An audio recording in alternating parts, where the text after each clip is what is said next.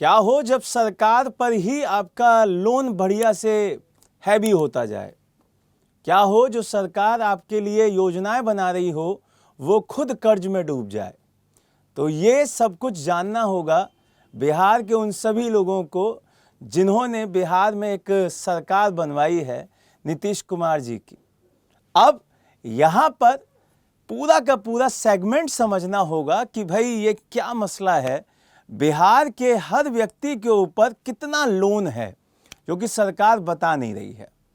यहाँ पर यह जानना होगा कि बिहार सरकार के ऊपर कितना लोन है जो सरकार बता नहीं रही है। मेरा नाम वैभव कौशिक है और आप सभी जुड़ चुके हैं संस्कृति IAS के यूट्यूब प्लेटफॉर्म पर। यहाँ सबसे पहले ये सवाल आता है कि क्या बिहार सरकार कर्ज में डूब गई है? दूसरा ये सवाल आता है कि क्या भारत जो भास्कर एनालिसिस है उसमें जो ये रिपोर्ट छपी कि 10,000 स्कीम का असर अब हर बिहारी पे दिख रहा है और हर बिहारी पर 27,000 रुपये का कर्ज हो गया है। एक न्यूज़पेपर है उसमें ये पूरा का पूरा सेगमेंट छपा है। अब हमारे लिए ये इसलिए इम्पोर्टेंट हो जाता है क्योंकि हमें समझना होगा कि भाई जो सरकारें अपने स्टेट के उत्थान के लिए, अपने स्टेट के लोगों की बढ़ोतरी के लिए स्कीम्स लेके आती हैं, वो कहीं ना कहीं किसी ना किसी तरीके से उन्हीं लोगों पे कर्ज भी क्या करवा रही हैं, इम्पोज करा रही हैं। उनकी वजह से कर्ज भी हो जा रहा है।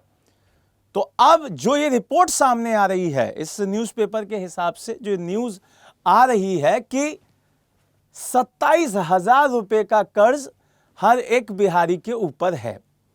तो यहां आपको ये समझना होगा कि ये कैसे हो गया, किस तरीके से हो गया, भाई किस वजह से ये 27,000 रुपये का बता रहे हैं। यहां पे कई सारे सवाल भी आते हैं लोगों के मन में कि भाई सरकार ये वादा कर रही है कि हम हर किसी महिला को 2-2 लाख रुपया देंगे। अब वो कैसे देंगे, किस हिसाब से देंगे? क्योंकि जब आपके पास इतना लोन हो गया है, इतना ज़्यादा कर्ज हो गया है, तो आप ये पैसा कैसे दे पाएंगे? अगर हम इसको बेसिक से समझें तो आप सीधे सीधे आकलन कर पाएंगे कि क्या दे पाएगी या नहीं दे पाएगी सरकार। सबसे पहले कि बिहार सरकार कहाँ से कर्ज लेती है, क्योंकि बिहार सरकार का जो बजट है वही बहुत कम है, तो उस हिसाब से तो दे नहीं सकती। तो यहाँ पे बिहार सरकार को कहीं ना कहीं से कर्ज लेना पड़ेगा, कहीं ना कहीं से पैसा लेना पड़ेगा। तो वो कौन से सोर्सेज हैं जहां से बिहार सरकार पैसा लेती है? तो पहला है केंद्र सरकार। केंद्र सरकार से कहती है भाई हमको पैसा चाहिए, सरकार दे भी देती है, लेकिन किसी शर्त पे देती होगी, तो केंद्र सरकार से पैसा ले लिया। दूसरा RBI से पैसा ले सकती है। तीसरा नेशनल बैंक से ले सकती है, पूंजी बाजार से पैसा उठा सकती है और अंतरराष्ट्रीय एजेंसियों से भी पैसा लिया जा सकता है। तो ये वो सोर्सेज हैं जहां से बिहार गवर्नमेंट पैसा उधार लेती है। अब यहां से पैसा उधार ले लिया तो पैसा उधार लेने के बाद ये पूरा का पूरा आपको पता होना चाहिए कि कितना पैसा उधार लिया गया है। अगर मैं 2020-21 के आंकड़ों से लेकर 2025-26 तक का आंकड़ा उठाऊं तो आपको क्लियर समझ में आएगा कि ये 36,297 करोड़ रुपया 2020-21 में था, जो कि आज की डेट में बढ़कर कितना हो गया है, 55,737 करोड़ रुपया कर्ज का है बिहार सरकार पे, और ये आंकड़ों में क्लियर बताया गया है।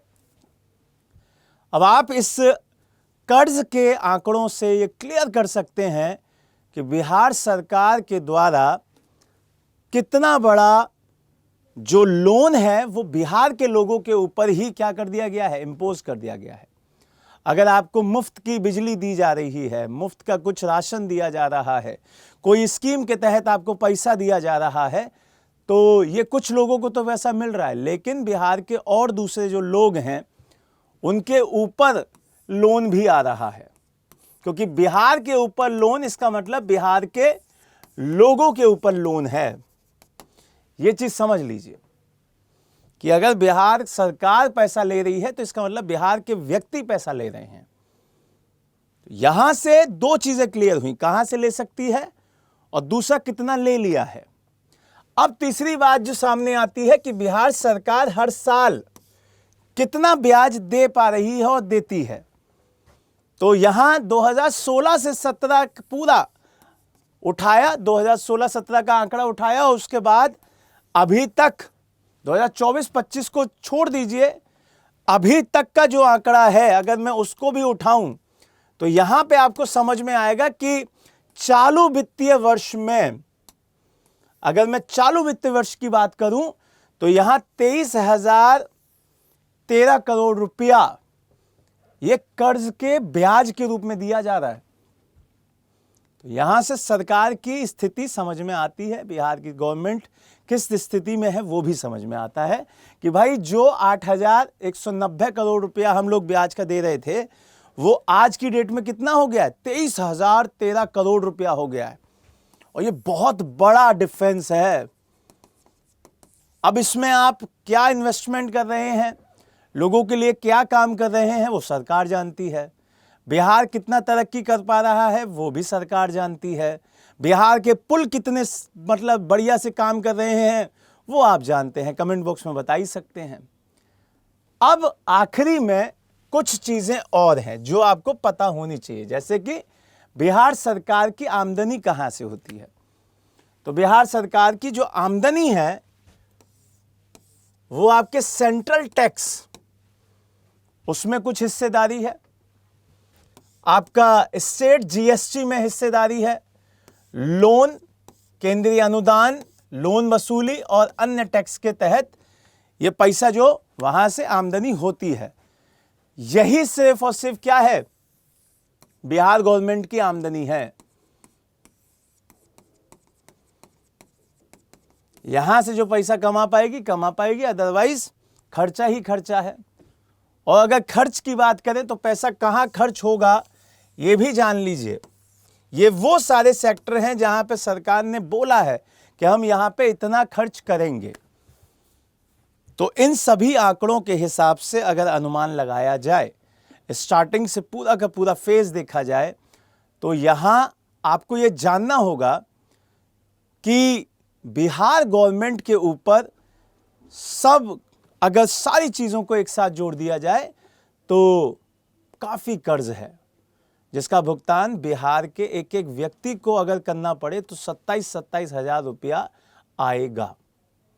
अब ये आप कैसे लोन उतारेंगे कमेंट बॉक्स में ज़रूर बताइएगा। एक नई न्यूज़ के साथ दोबारा मिलेंगे। जय हिंद, जय भारत।